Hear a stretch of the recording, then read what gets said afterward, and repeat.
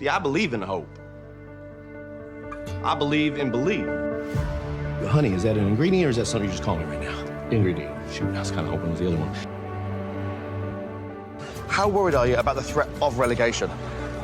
Well, Lloyd, right now I'm mostly concerned with the definition of relegation. Congrats. You both just met a cool person. On three. 1, 2, 3. Come on, Richmond! Yo. Hey, Josh, how you doing?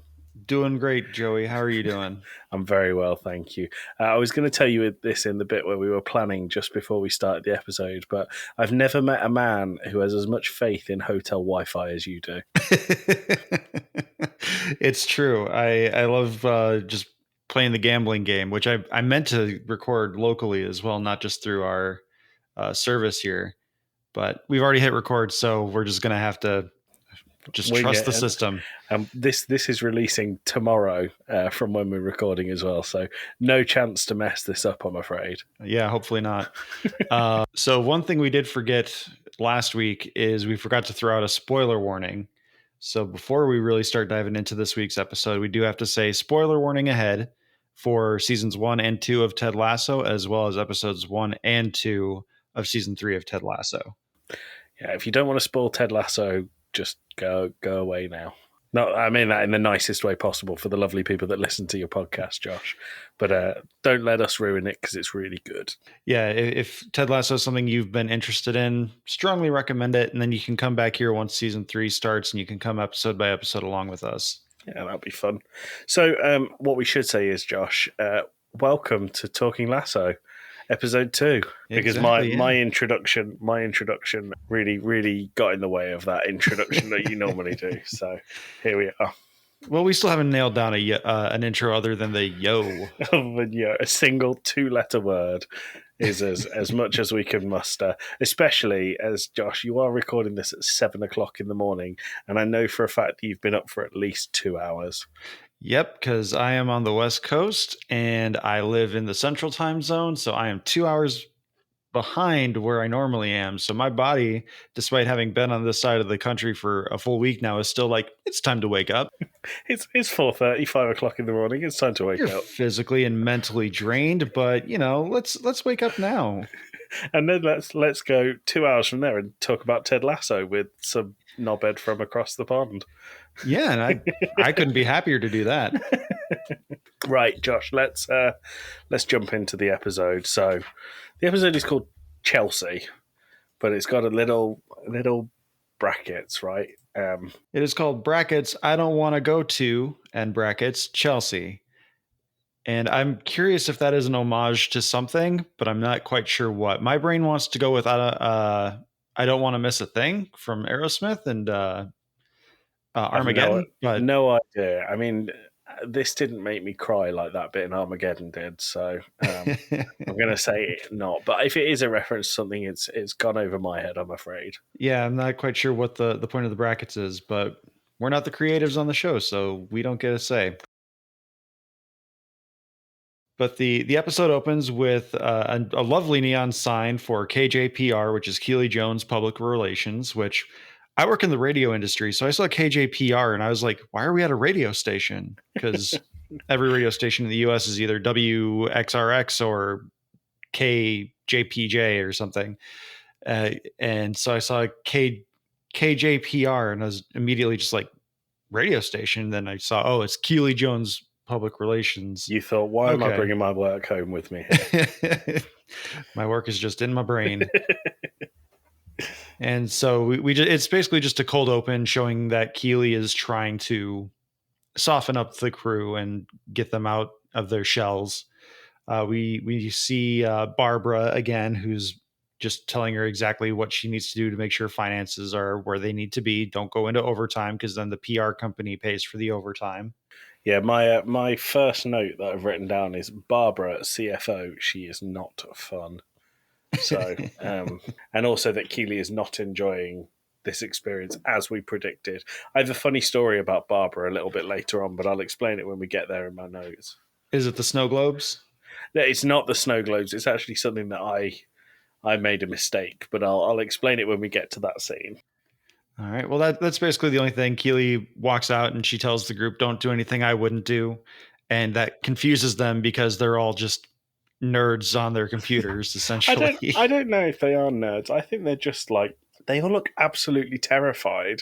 They look like, when it's someone's first day at work and they have to behave and they have to do everything by the book. And I don't think they're pictured like that. I think they're just pitched as people with no real personalities. They're just a bit robotic. Yeah, and they're too scared to do anything because they've worked with Barbara before, as we've established, I believe, in this episode. Yep. So Keeley suggested doing something with the office to kind of build morale and build a team. And Barbara says something along the lines of, "Well, I've worked with these before. These have no personality. You won't get anything out of them." Yeah, what you see is what you get. And so obviously there's going to be growth coming to that office as Keeley softens everyone up. Either that or Keeley goes full dictator and just fires everyone she doesn't like. That would be another route that she could go. That would be interesting. That would almost be like another Nate, but I don't think that's where we're going. Keeley's villain arc. It's going to take Roy to bring her back.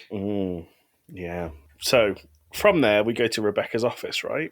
Yes. We have the return of Trent Crimm, no longer of the Independent. No longer of the Independent. As a character, I really like Trent Crimm. And we should at some point talk about their White House appearance, the Ted Lasso cast. Yes. Which was awkward and strange, but very interesting to say the least. But maybe let's talk about that maybe after the episode before we get into Josh's quiz. Yeah. So with Trent Crimm's return, we also find out that Trent wants to write a book about this season for Richmond because he believes there is a story to tell. But as a journalist for a newspaper, as a pundit, he really kind of couldn't get to the bottom of that story. He couldn't do like a weekly expose or anything like that. Yeah. A book seems to be the way he wants to go with it. And he just needs permission from the team, which Rebecca and Leslie and even Keeley have all just kind of passed the buck off to Ted to make this decision. They're all saying, nope, don't do it. Nope. But they don't want to be the mean ones. And Ted, being Ted, says, yeah, sure, why not? I really liked that Trent looking at Ted while all of them behind them were mouthing like, no, don't do it, don't do it. And then he just goes, yeah, that's fine. Yeah, that's fine. I thought about how hard of an attention, or not attention span, but just like how locked in Trent Crimm was on Ted that entire time. Because he everyone's making obvious movements that he should be able to see out of his peripheral, but Trent's just locked in on Ted making these. Well, I think if Trent knows Ted by now pretty well. They've been to dinner together. They spent a lot of time over the first 2 seasons. He knows Ted can't say no to him because he sees him as a friend. So I think that locked on eye contact is very intentional from Trent's character. I could see that, yeah. But I also don't understand why Rebecca didn't just say no. If she didn't want it, she's the boss. Just say no. Yeah, that's a weird one. I think it's more just because they have kind of built a rapport with Trent Crimm and they have a little bit of a history with him. So they just decided to try and see if Ted would be the bad guy in the situation. Yeah, that's never happened so far. And throughout this scene, after Ted decides that he's going to let Trent write this book and follow the team for the season, we find out that Zava is leaving his team in Italy to come and be in the Premier League because his wife really enjoyed the British office. And this is one of my first real notes, is that the whole who's on first bit. Oh, nope, that's actually in the locker room. Sorry. That's okay. I jumped ahead on my notes. I was going to ask you about a couple of things with this scene. So have you ever watched the UK Office? I've seen a few episodes, but I've not watched the entire thing. I think it's because it is much drier than the more bombastic US version. Yeah, but the US Office, so the line here is that Zava's wife binged the US Office and now wants to live in England as a result. The US Office is based in Slough, which I don't know if you can, but Google what's in Slough because it's literally nothing. It's just the biggest hole that you've ever seen. Sorry if anyone listening to Talking Smack lives in Slough, but DM me, I'll send you my address and we can fight. But Slough is there's just nothing there. The whole joke of The Office is that it's a bit of a shithole. And so it just made me laugh that Zava's wife would watch it and be like, "Oh yeah, I want to live there." I thought that was really good. And also, when they were mentioning Zava and talking about Zava, I googled who is Zava based on. I realized after I did that, I really didn't need to, because when we see Zava, it's very, very, very clear that he's meant to be Zlatan Ibrahimovic, who I sent you a picture of. And I think they've done really well to kind of subtly make him look like Zlatan Ibrahimovic. I believe that the guy who plays Zava also was in something quite big, but I can't remember what it was. I think it's Star Wars related, so I was hoping you might know, Josh. I had looked him up, or at least I did a Google search, and I got really upset at the search results I got, because the number one thing I got was a USA Today article, which I shared with you. Yeah. And it was just clickbait nonsense. It's like, who is Zava based on? And then I opened it, and there's like 7 paragraphs or 7 subject lines of meet the actor playing Zava. What did he do to get the role? Yeah. And it took to like the bottom of the page to get to that. I liked him. I thought he was a good character, and I think he played the arrogance needed for the Zava character very, very well. Yeah, we'll get into some of that once we are introduced to Zava. The only other thing in the scene that I will say is when Ted talks about Skittles and how the dye melts in your hands get all sticky. Skittles are, with the lime being reintroduced to the package, which Skittles, not a sponsor, but could be. They are my favorite candy with the lime in there.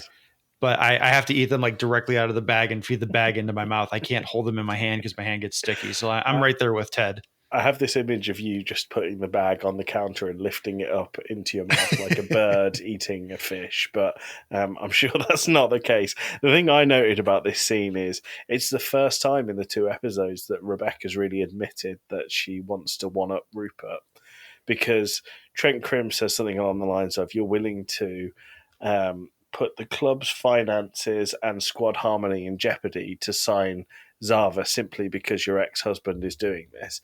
And then we have a repeat of the joke that we had where everyone's behind Trent Crimm looking at Rebecca, shaking their heads and going, no, don't say yes, don't say yes. And she looks at him and she just goes, yeah. And that was it. I just thought it was really a good, very immediate callback to the joke that they just made. Yeah, and Trent's reaction with the love that. Yeah. That was solid. Is a very good punchline, solid. Which I feel like that starting from there, this episode goes on like a good 10-minute stretch of some really good gags. Yeah. There is one coming up that I was very impressed with that you sent me afterwards that I didn't notice at the time. The wishing time. Which I was going to bring that up at 11:11. I believe that's only with the if you get a trailer for Apple TV in front of it, because I've watched the episode 3 times total now because I took notes this week, and the last 2 times I stopped at the 11:11 alarm, and it's like 10 minutes and 31 seconds. Oh, that's disappointing. So either the video is fake or you have to have a prerequisite of a trailer in front of it. Okay, fair enough. So the next scene we got is we see the official dividing of stuff amongst Royley. Keeley arrives. She meets up with Isaac, which I'm forgetting the guy's name, but the dude that plays Isaac looks really good this year. Like, he looks fit, where last season I was like, he seems a little thick to be like a pro footballer. He's a cuddly lad is what you're saying. Yeah. Like, he didn't look unhealthy, but he seemed bigger than the other guys. And this season, especially in his face, like, he's just more cut and he looks more fit and like a someone you would assume is a professional footballer, an athlete. Yeah, no, I get that. I get that. I don't think I ever made the comparison. I completely understand what you mean. I am curious how Keeley's going to find him a shoe deal, because she says, what brand? And he goes, no brands, just shoes. Like, but every shoe is a brand. She can do whatever. She can do anything. He could just be an ambassador for wearing shoes. It's true. And then Roy shows up after Jamie says hello because, there's still awkwardness as Roy shows up. So Jamie just gives them space. And Isaac points out that clearly through their body language, which I think is a big thing in this episode, that they've broken up because Keeley's got her arms crossed. There's no eye contact. Everything's just awkward. And and they point that out really explicitly as well, don't they? Isaac, there's a shot of Keeley and Roy, and Isaac is literally walking through all of the different bits of body language that mean that they are not comfortable together. Yeah, and it's something that I went through as I wanted to watch the episode a third time because it's a pretty good episode. And also I wanted to see how much of the body language stuff really comes through, which there's at least one more that I'm going to point out later in the episode because I think that one is important. Nice. But with the official breakup, there's a really good moment just after Keeley and Roy head down the hallway. Roy goes right, Keeley goes through the exit, and Jamie's following. And as audience viewers, we're thinking, oh, he's going to go after Keeley because he said he loved her last season. But instead, he follows Roy. And we get a really good scene of Jamie trying to be empathetic and just like trying to comfort Roy in his moment of need. And it was a really nice scene of like surrogate son, surrogate dad, but they also still kind of dislike each other. This had my favorite joke in this bit, and so basically Roy doesn't want anyone the team to know because he knows that they'll treat him differently if they find out. They'll act like sorry for him, like he's a sad sack. So he says to Jamie, "This stays between us," and then it goes silent for just a second, and he says, "And William, who's the new kit man," and William was in the background of the scene the whole time, and he's like, No, I won't say anything. It just made me laugh so much because you didn't expect anyone to be in the room with them. Yeah, I think they did that joke at least one other time in season 2 where he just happened to be in the locker room or the kit room or wherever. And they just like immediately just like point really quickly and just like, William, don't you do that either. Like, I won't. I think but I know it was done last season, but this time it made me laugh out loud. I had to pause the show so that I could focus on what was coming up next because I thought that was so well delivered. So moving into what's next, my notes say that we're back into the coach's office. Ted's reading one of Coach Beard's soccer books, and he can't get past the table of contents, which I thought was funny. And I had a question for you. Do you think that is foreshadowing what we talked about last week, where maybe Ted's going to pick up some of the slack that's now left from the void of Nate? Or do you think it's solidifying that Ted still just doesn't know soccer football strategy? Yeah, I think it's the latter because they were so clear on how I'm trying to think of the right word here because I don't want to say like tactically incompetent, but Ted is there as a hype man, isn't he really? And the brains of the operation literally come from Beard and Roy now.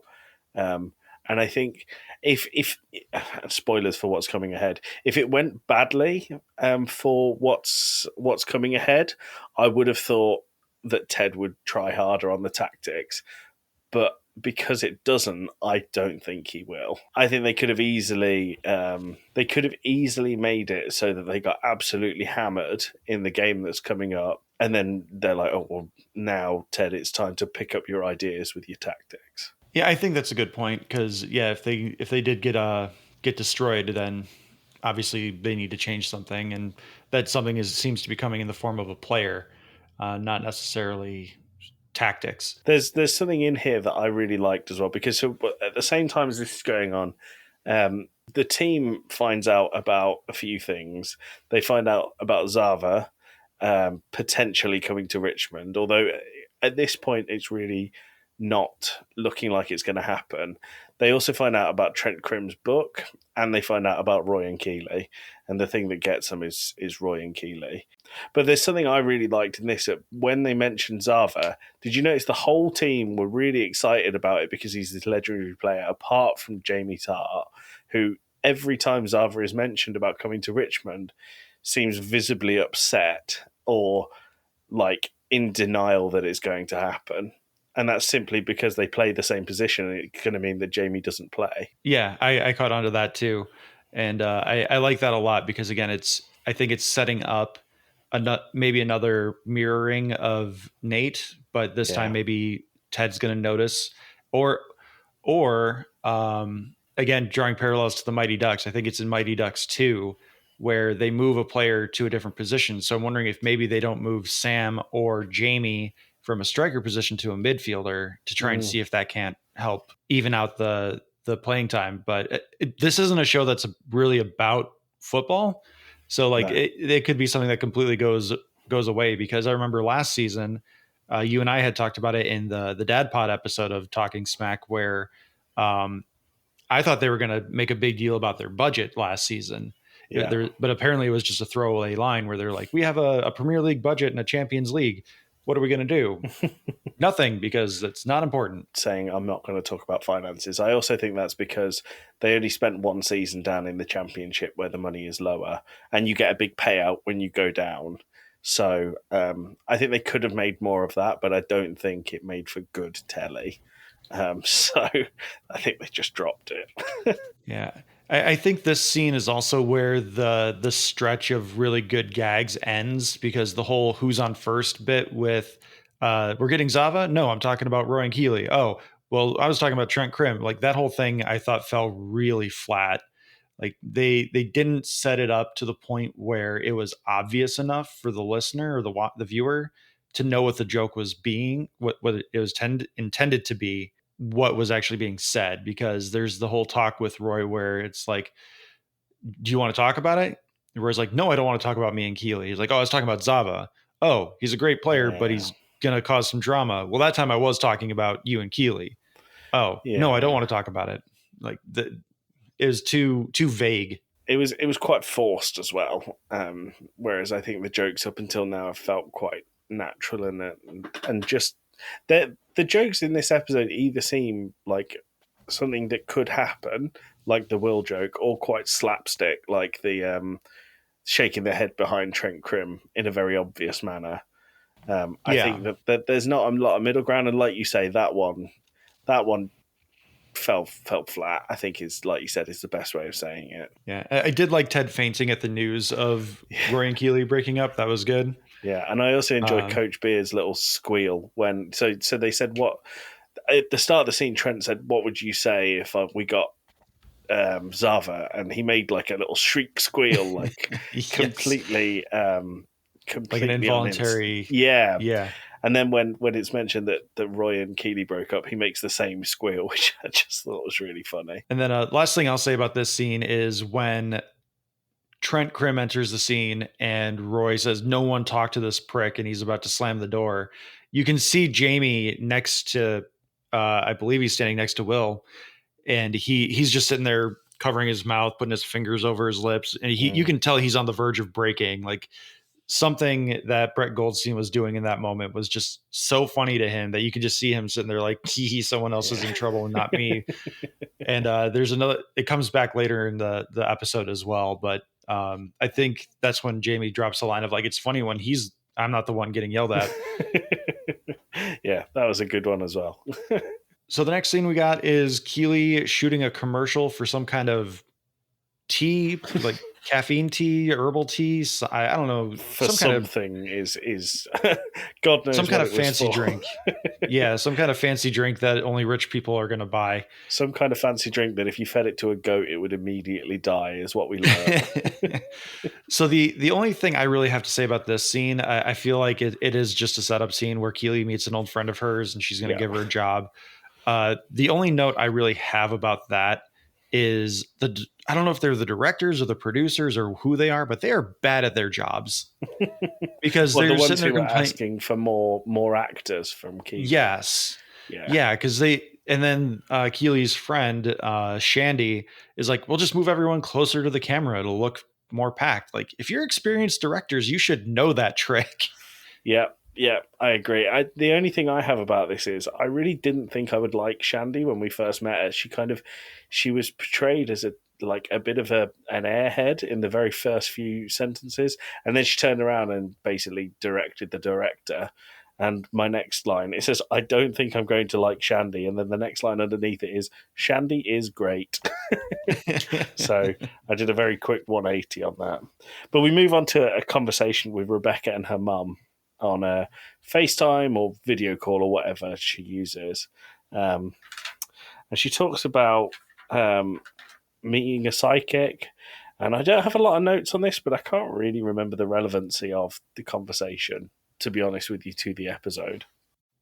Yeah, I couldn't tell you what the purpose of that scene was, other than to be like, Rebecca's mom is still around and she's still crazy. I wonder again if that's maybe dropping some seeds that Rebecca is going to become so stressed that she's going to start going to the psychic. Yeah, maybe. But she clearly is not comfortable with the idea of using one. Unlike her mum, who was at like a shaman retreat thing when she called her. But like I said, I don't really understand the relevance to this episode. Yeah, it doesn't quite fit in, other than maybe they needed to give Rebecca another scene, and they thought they had a good gag with Rebecca's mom being on this camping retreat, but she also sleeps at a hotel at night because she's not going to sleep on the ground. Yeah, I mean, that is the way to do it. Yeah, you won't hear me complaining about anything like that. I do not like camping. And you're in a hotel, so right now you are Rebecca's mom. Yeah, I'm surrounded by beautiful scenery right now, so I'll take it. So we go back, and it's at Richmond, and it's Trent walking through the back offices into the locker room, and he introduces himself to the locker room, and all of the players just go absolutely silent. And we get an awkward moment where they're not talking to him, and he kind of backs out and goes, okay, well, I'll see you later then. And for a second, he actually seemed quite pleased that they were ignoring him. I don't know whether he's thinking it'll make for a good part of the book, but he has like a wry smile when he leaves the locker room. And then we have that whole thing with Trent and Roy sharing an office, which I thought was quite good. My notes here go as far as to say, Roy is terrifying, isn't he? And I've written that 3 times in my notes. So, yeah. Yeah, I think the wry smile is more to do with the fact that despite Roy being a coach now, he still commands the respect of the locker room. Right. And I think Trent is tickled, for lack of a better word, by how much respect Roy is still receiving from the players and the team. Yeah, fair enough. I enjoyed that scene a lot with the sharing an office, and Trent gets a phone call, and the office, Roy's side, is full of like condolences cards and balloons saying how sorry they are that him and Keeley had broken up, and it was exactly what he didn't want when he was talking to Jamie. So when Trent is taking a phone call, Roy just starts bursting the balloons. And he I love how Trent tried to play it off. He's like, I don't know if that's you or me. And then he leaves. Trent goes to leave the room, and Roy just, after he pops the last balloon, he kind of looks forward and just has a smile to himself that he knows that he's properly like shit Trent up. Yep. Which was a good moment. Yeah. So then we go from there to Keeley's office again. And it's the first time that Shandy is confirmed as working with Keeley. And I really enjoyed Keeley's coming up with a fake title for Shandy. So when Barbara asks, who is this? And Keeley goes, well, I've just hired her. This is her job. I wish I'd written down what she said her job was. But it was like head of management, structure, relations, and customer service. And it was just one of those where it's loads of buzzwords that mean absolutely nothing. And that is her job title, which I thought was good. And I mentioned earlier the thing about Barbara where I made a mistake. In my notes, I wrote, did they intentionally call the CFO Karen? And then I realized her name wasn't Karen, and I had just projected that upon her from this scene. And I had to cross it all out. And I thought, I'm not going to say that on the podcast because it makes me look like an idiot. But I genuinely forgot the CFO's name and thought it was Karen. So there you go. Yeah, that would have been a little too on the nose. And I think they could have been tempted to call her Karen.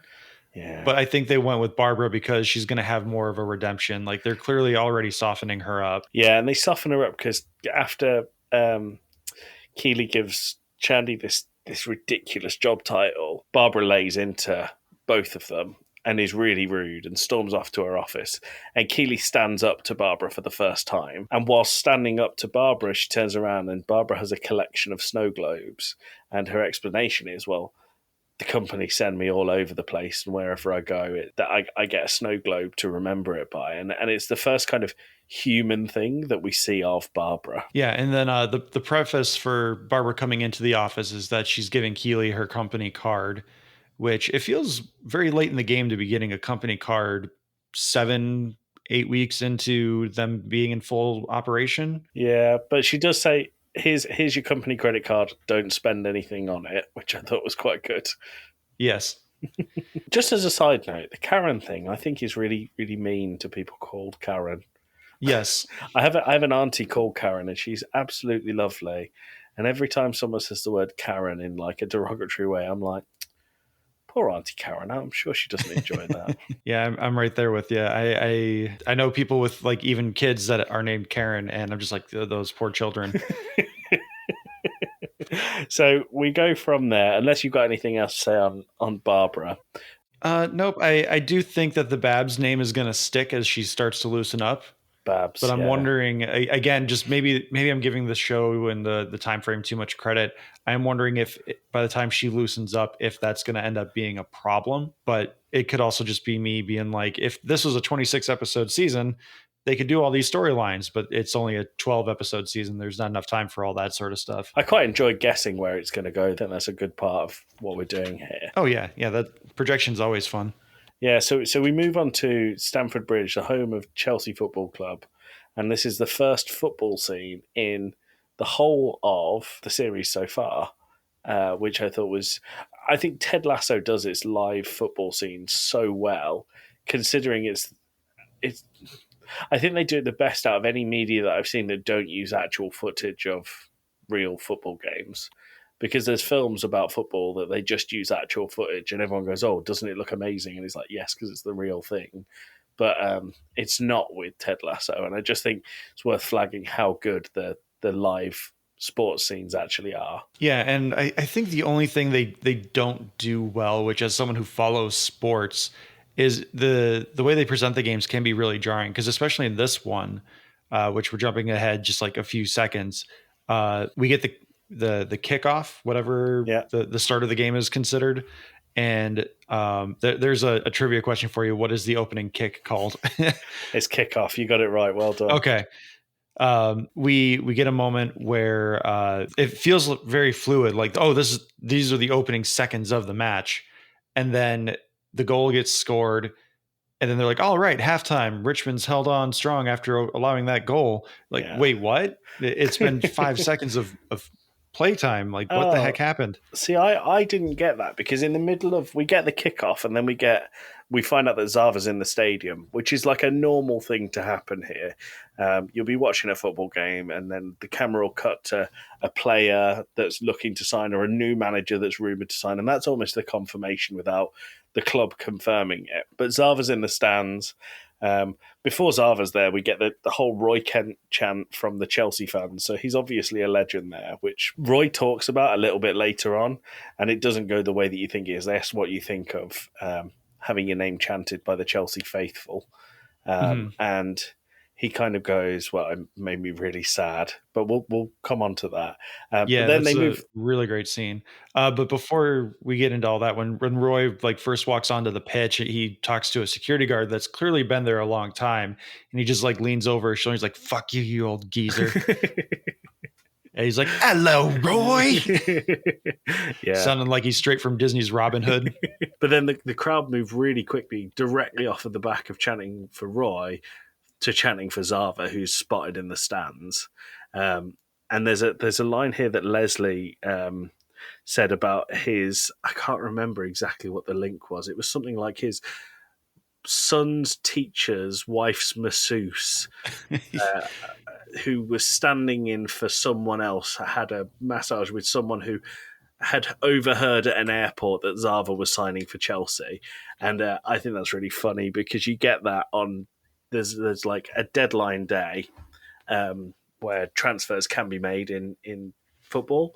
So on a single day, that's when all the transfers are wrapped up, and you always get this like someone saying, well, they spotted a car that looked like it could have been holding a Premier League player heading down south on the motorway at this service station, and people go mad for stuff like that, which I thought was really funny.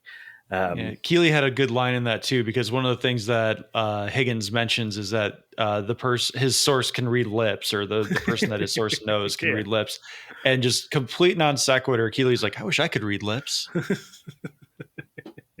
Yeah, I enjoyed that link. I thought it was really good. But I've written here again.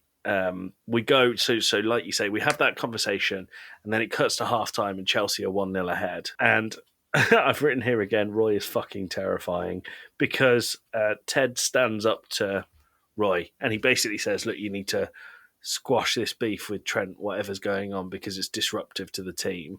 Because Jamie says, well, I've got this idea of how to play, and this is what we should do. And then Trent Crimm walks in and everyone goes silent. And Ted realizes how disruptive that's going to be for the whole season. So he says, look, you need to sort this out. And then Roy is really vulnerable with Trent, and he pulls out his wallet and he's got this review of, I think it was his debut, of an article that Trent wrote about him, and he just slates him. And that has kind of lived with Roy and has molded Roy into the really angry player that he became. Yeah, and Trent opens up to Roy a little bit too, saying he was new to writing as well, and he was just trying to be edgy to make a name for himself too. We skipped over one bit before halftime started, where Rebecca is confiding in Keeley about how she and Rupert met, where he met her at a bar at a party. Rupert saw her. He was with his previous wife before Rebecca, and the next week he came back, didn't have his wife, and just chatted up Rebecca. And she tells a story about how over the course of like 6-8 weeks or so, he just made her feel like the center of his universe. And she said she's pointing at Zava because Rupert has shown up, and this is the other body language thing that I was going to bring up, is whoever the stage director was, or whoever like the psychology behind this episode, because we talked about how body language is a big thing in this one. Rupert, when he shows up, he has his back to the match. He is focused solely in on Zava, and I thought that was a really nice touch. Even on the first time I watched it, I was like, that's a manipulator 101, is whatever else is going on in the world, you are focused in on that person. And it's just such a body language manipulation kind of thing, where you're the only thing that matters to me right now, so I am focused solely in on you. And like that, it worked so well with what Rebecca was saying. And she's like, he made me feel like that. And they cut back, and they're like laughing, they're having a moment. But again, Rupert's back is to the match, and Zava is the only thing in his purview. And I thought that was a really good touch. Yeah, it was good. I think they continued the theme as well, with Rupert looking like he could be called Dr. Evil. He's once again in his like cartoonishly evil get up, which I thought was really funny. But at halftime, Rebecca has seen Rupert leave and thinks that Zava's going, and she thinks like, this is my chance. I'm going to talk to Zava and convince him to join Richmond. And she can't even get past Zava's bodyguard because he's not interested in a little club like Richmond. And Rupert comes out and they have a conversation, and Rupert makes her feel really, really small again and basically belittles Richmond. And Zava walks past, completely ignores Rebecca, and goes to the toilet. And Rebecca follows him into the toilet and basically slates him. And I imagine speaks to him like no one has ever spoken to Zava before, because he is peeing at the time and pees continuously through this whole conversation. But she's like, if you're a real winner, you'll come to a team that aren't guaranteed to win the Premier League or to win trophies. If you're a real winner, you'll come to Richmond and you'll be the player that makes the difference. But he doesn't say a word throughout this whole thing until she storms off, and she says something along the lines of, your diet needs to consist of less asparagus. Yes. Which was funny. And again, the body language thing, Zava is free balling as he's going to the bathroom. Like, you can clearly see his hands are behind his back as he's at the urinal, and he's just letting it all hang and just going, which again just talks to like his eccentricities and his diva-ishness of like I don't have to hold what I'm doing. What gets in the toilet gets in the toilet. Yeah. But he also, during this, he's looking at the wall or looking down, and then when she starts, he's very slow to face her, but he does finish the conversation looking into her eyes while she's talking.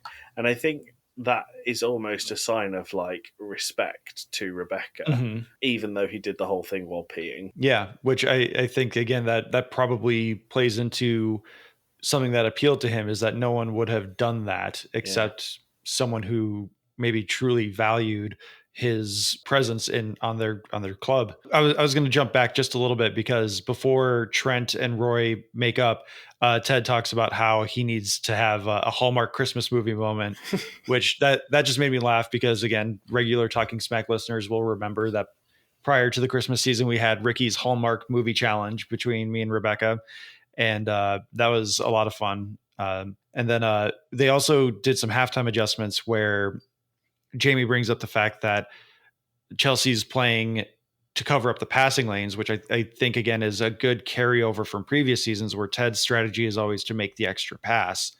Where in this case, they're challenging them to just keep driving it towards the goal. But I had a question about that, because that seemed like an obvious fix, like in game or in match. And they had to wait till halftime to be like, hey guys, this is happening. Can we not do that? Yeah, I think you're probably right. They maybe wouldn't do that in game, but I think halftime in football is the only time that the team can actually get together and voice an opinion. It's not like American football where you have a break every couple of minutes between plays to discuss a tactic. It's you go out there first time with a tactic, and the only time you really get to change or discuss that is halftime, unless there's an injury, unless there's a break that's needed, where sometimes you'll see a team huddle around the manager on the touchline, but it doesn't happen all the time. So I think if they're going to make a big change to their tactics, it would most likely come at halftime. Okay, that makes sense. Yeah. It seemed weird that Jamie couldn't just take a moment to be like, hey, just keep driving in the middle of the match. But I mean, it's also a big field, so it's hard to communicate something that's that somewhat complicated in the middle of everything. Yeah. But yeah, continuing on, we're basically at the end of the match where Richmond has an opportunity to score a tying goal. And I was really hoping Colin would get that goal. Like, they set up the joke for Danny to score with his face, but I'm really kind of hoping they do something with Colin to redeem him a little bit, or show that he is a valuable part of the team, because he was put down so much in the previous season by Nate, that I would like to see more from Colin, just to see him grow and show his value. I didn't think about that, to be honest with you. I think Colin is he's there and he's a member of the team and he's playing, which is testament to how they feel about him. But I do think that he's kind of just there in the engine. He's not Danny Rojas, who's made a big deal of him playing. He's not Jamie Tartt's made a big deal of him playing. I think because he's not one of the main characters, I don't think he's going to get that arc. And I think if he was going to, they maybe would have made more a bigger thing of it. Like maybe he has a crisis of confidence, and they have to do a big thing about him playing to the best of his abilities, and they know he's a wonderful player. But because that hasn't happened, I just don't see that happening in the season. Yeah, he's a facilitator player that was an easy target for Nate, I guess, would probably be the easiest way to understand it. But everything just that Colin had last season just felt so unearned, and it was just a lightning rod for Nate, that I would have just liked to at least like one good feel good moment for him, where we're like, yeah, Colin, you're not a piece of shit. Well, Colin's not. Colin's a lovely Welsh boy with a lovely accent. But did you notice when the goal went in off of Danny Rojas's face, did you notice the flight of the ball was really weird? It's clearly a CGI football. It's either that or it's someone in a green screen suit holding the ball and like carrying it across to the goal, sped up. But it looked so bizarre. It looked like it should have got a mile above the net, but it kind of went and dipped very quickly, which I just thought was quite funny. But after the match, we get to a scene where Chelsea are announcing Zava as a player. And we're sat at the table and the contract's in front of him, and everyone's quite down on the fact that Chelsea drew to lowly Richmond. And they say, well, we've got some good news for you. Please welcome Zava. And he comes out and he goes, I've changed my mind. I'm not going to sign for him. I'm going to play for Richmond.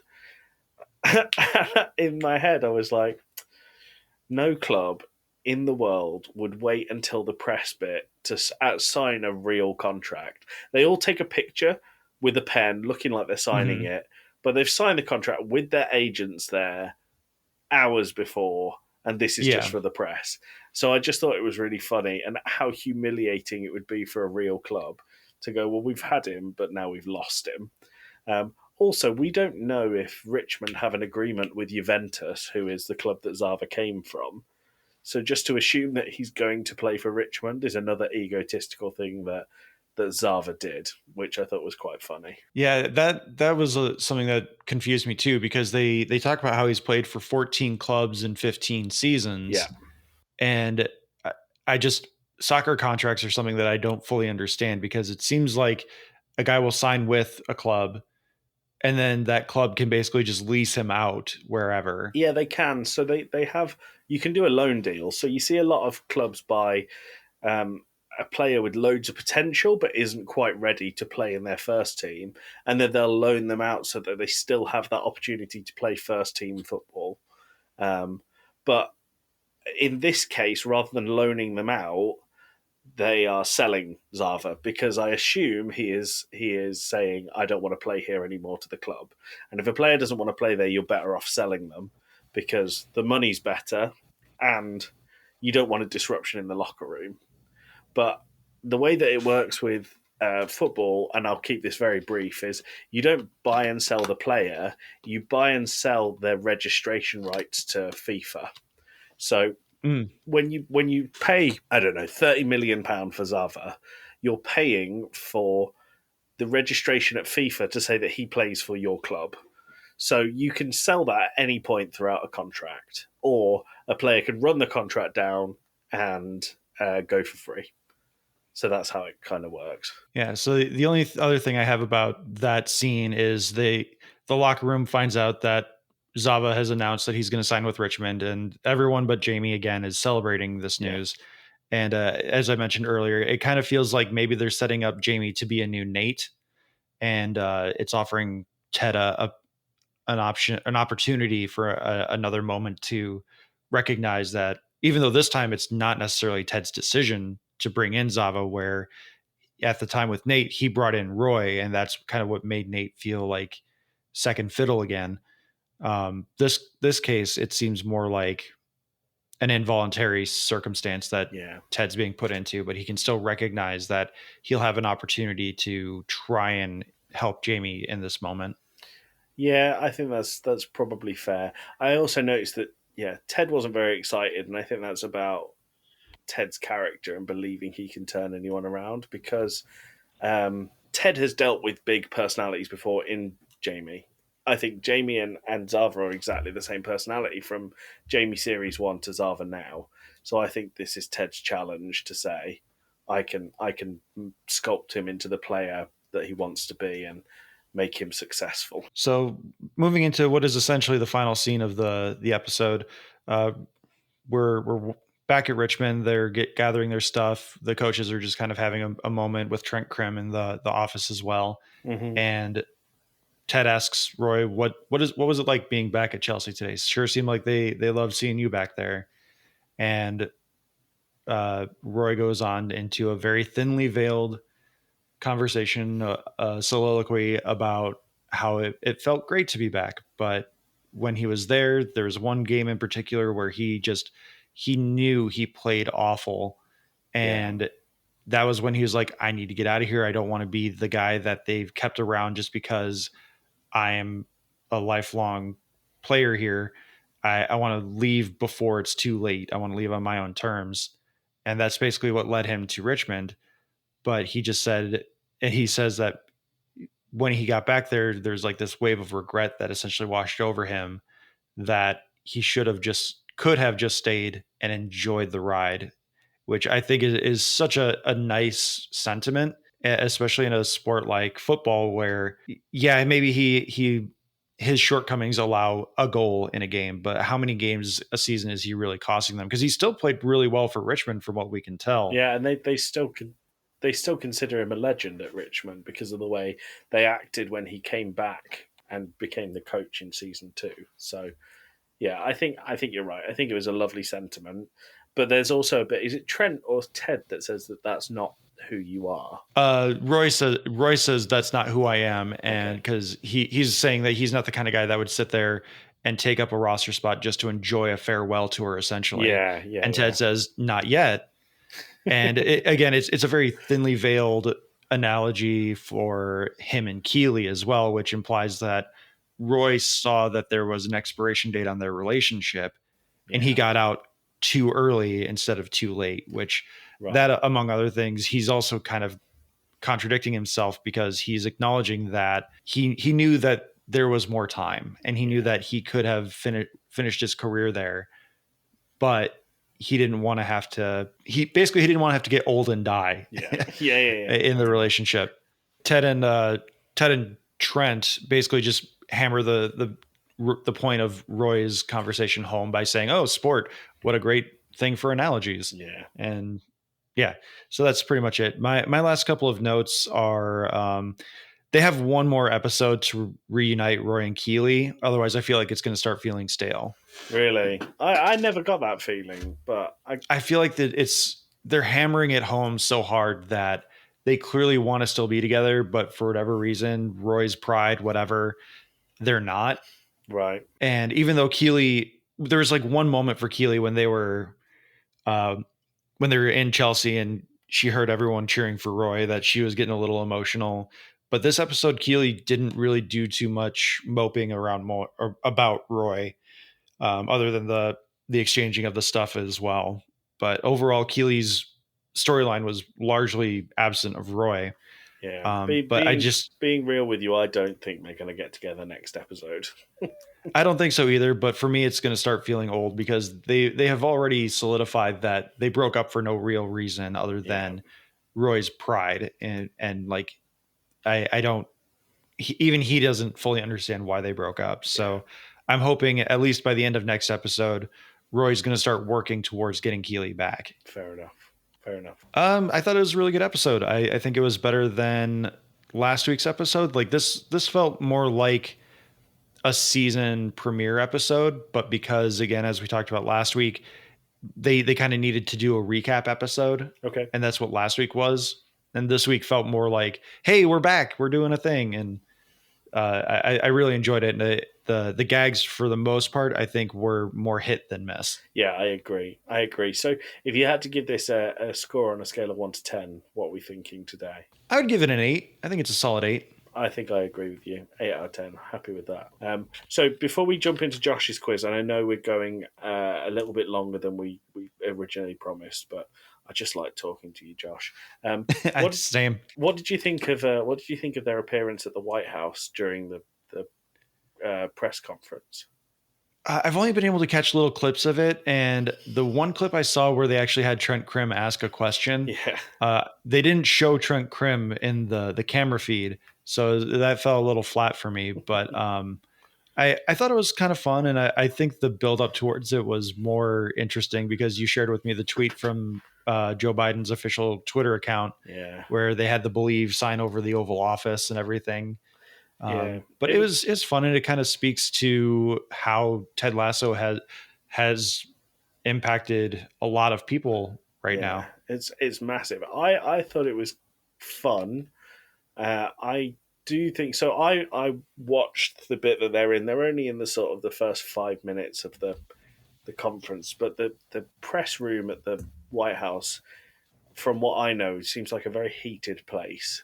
And the first thing that you have is a journalist really going and shouting quite a lot, with them all looking very awkward on stage about something going on in the world. And they're like, well, can we just calm this down? Can we just calm this down? And I've never seen a group of people look like they don't want to be somewhere as much as I did during that bit there. But they move on, and Jason Sudeikis talks quite eloquently. And I thought that it was just a really nice way to just get them out in the public a little bit more.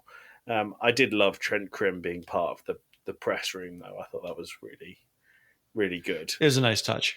It was a nice touch. Right, Josh, so I've got 2 more things for you, but we're going to start with the quiz, and we're going to fly through these questions. Last week, I said in the episode that you got 1 out of 5, but that's not true. You got 2 out of 5. I apparently can't count higher than 2. So this week, let's aim for 3. So, question number 1. What is Chelsea Football Club's ground called? Pass. I've said it in this episode. Yeah, no, pass. Okay, so it's called Stamford Bridge. Okay. Or, as Chelsea fans know, they call it The Bridge. So question 2. What is El Clasico? The British Telemundo. What's the Telemundo? Telemundo is the exclusively Spanish-speaking channel in America. Okay, cool. El Clasico is when Barcelona and Real Madrid play each other. It's called El Clasico. No matter how many times they do it per year, no matter where it is, it's always called El Clasico. What colours do Aston Villa wear? Yeah, I'm cheating because it's right behind you. It looks like a royal blue, a maroon red, and a yellow stripe. Well, we'll forget the yellow. I'm actually wearing a Villa kit as we speak, so claret and blue is the answer, but I'll give you the point for that one. So what does VAR stand for? Pass. Go on, if you had to guess. VAR. Can I get a context? Yeah, so if you were in a game and a penalty was given, the commentator might say, let's go to VAR. I'm going to guess it's some kind of review system. I couldn't tell you what the acronym is. I'm going to give you the point. It's Video Assistant Referee. Okay. So VAR, Video Assistant Referee. And the final question is, what is the traditional role of a player wearing the number 9 shirt? That would probably be leading scorer. I'll give you the point. It's a striker. So the person at the top of the team who's probably going to score the goal. So Josh, well done. 3 out of 5 this week. All right. We're going to have you as a football aficionado in no time. So I've got one more thing for you, and that is our football mad story. And this story doesn't scratch the surface of how mad this player is. It's a player named Mario Balotelli. Now, Mario Balotelli is... I don't even know how to describe him. He is wonderfully batshit, but he's a massive character. So I've just got 6 bullet points of mad shit that Mario Balotelli has done in no particular order. But there is much more than this. So we start with, and I've put the headline as bathtub fireworks. So on the eve of the Manchester derby, fire crews were called out to Mario Balotelli's house because he was bored. So he decided to light loads of fireworks in his bathtub and set fire to his bathroom in his Manchester mansion. After this, he became the fireworks safety ambassador for the city of Manchester. So seems appropriate. Yeah, that's one thing. So shortly after moving to Manchester City, Mario Balotelli was pulled over by police, who searched his car and found £5,000 in cash. And when they asked, why do you have £5,000 in cash on you? His response was, because I am rich. So that speaks to who Mario Balotelli is. Whilst playing for Olympique Marseille, Mario Balotelli scored a goal, and his celebration... So, you have American football celebrations. They go really over the top. Football's a little bit like that, but they try and keep them really unique. So Mario Balotelli ran to a member of the crowd who had his phone, and he decided to celebrate by starting an Instagram Live video and celebrated on Instagram Live on the pitch during a game.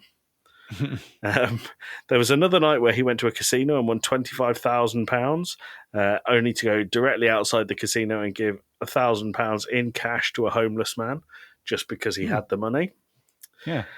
He paid a bar owner in Naples €2,000 to drive his moped into the sea because it would be funny. And then, so the Manchester derby. That's like the two ends of the rich asshole spectrum right there. Yeah. You have the like, oh, I'll be a philanthropist and just give away money. Oh, hey, this would make me laugh for a few seconds. Here's some money. Go do this stupid thing that I won't do. Yeah, basically. And then the final one, the Manchester derby I spoke about before, that he set fire to his bathroom the night before. Manchester City went on to win that game 6-1, which is a pumping in football. Yeah. He scored the first goal for Manchester City and revealed a shirt underneath his kit that just said, "Why always me?" And the answer, Mario, is because you make it about you. Mario Balotelli is... Because you. Yeah, Mario Balotelli is fantastic to read up about. He is crazy. There are stories I haven't spoken about, including claiming he has an allergy to grass playing as a football player. There's a video of him for 40 seconds where he can't put on a training bib that was played on the news, which was great. He's just such a character. He's well worth reading up on. But that is my football mad story for you for this week, Josh. So yeah, I wish I'm sure we have characters like that in the US, but I just don't follow athletes that hard anymore. Like that, a lot of that sounds kind of like Dennis Rodman to me. Yeah. Back in the 90s, dude, they're making a movie off of an infamous weekend that he had where in the middle of the Chicago Bulls season, a season where they ended up winning the championship, he's just like, I need like 3 days. And the Bulls were like, okay. So they let him have like a 3-day leave. And he ended up going on this tear in Vegas with Carmen Electra that ended up with him and Carmen Electra getting married. And it ended with them being back in Chicago, and Rodman had gotten a hotel room, or he had bought an apartment across the street from where the Bulls played so that he wouldn't ever really be that late.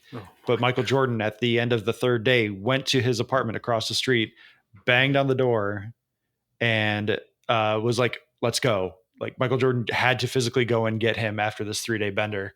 Oh my God. Well, they're going to turn that weekend into a movie starring Jonathan Majors. That sounds great. Next week, I'll take you through Zlatan Ibrahimovic, or Zava in Ted Lasso, and you'll understand a little bit why he's portrayed the way that he is. All right. Well, I think that will wrap us up for this week. I did think we needed to come up with a closing line, so I think what we should do is pull out another classic Ted Lasso colloquialism and say to everyone listening, thanks for listening. We should do socials first.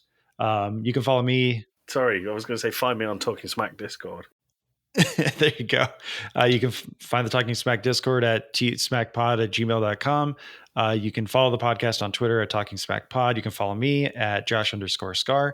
And thanks so much for listening. And remember to be curious, not judgmental.